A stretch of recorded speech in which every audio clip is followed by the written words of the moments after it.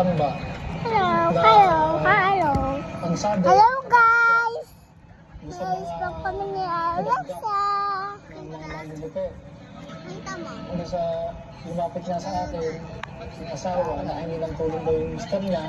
So sabi ko, sige, subukan ko. So pinunta ko yung kaibigan ko na member ng ALPA.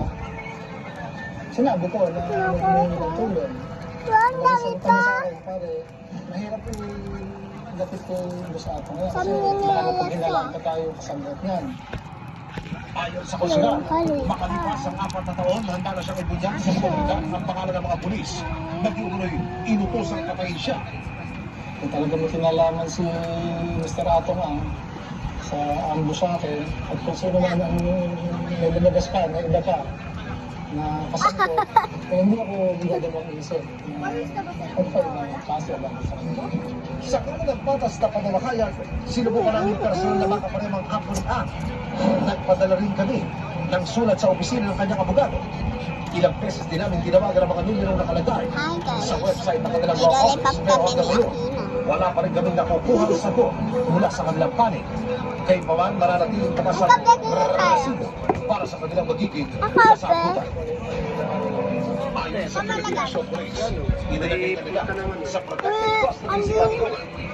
Ang kabilang ng police na pinangalanan daw ni Patidongan sa kanila, nasa restricted custody na habang patuloy na iniimbestigahan kung may kinalaman nga ba sila sa pagkawa ng mga sabunan. Ang Department of Justice naman, itinuturi ng persons of interest sa mga pangalan na binanggit ni Patidongan. Marami tayo na CCTV footage. Marami tayo. Mabigat lang talaga itong laban dito kasi nga sobrang daming pera at sobrang daming koneksyon. With all the statements of the witness kasi kailangan talaga natin i-verify yan. Lalo na yung mga pictures, videos, screenshot, yun po, nagpapalakas talaga ng mga statements ng isang testigo. Kaya hindi naman namin binibase yung actions namin solely dun sa testimony niya. July 10, sinimula na ng Department of Justice kasama ang Philippine Coast Guard at Philippine Navy ang pagsisig sa Tamar Lake. Nung nalaman namin kung saan yung jumping point through credible information, saan yung jumping point dun sa may shore. Alam natin kung gaano kalayo yung dinaanan nila. That's where we focus our search on. Bago matapos ang araw, may nakuha ang mga sako mula sa law ng buksan. Kulang mga buto ng taong laman ko.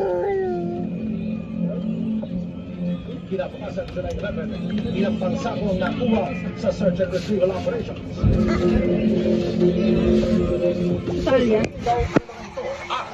Kukuhanan din ng DNA samples ang mga kamag-anak ng mga nawawalang sabongero.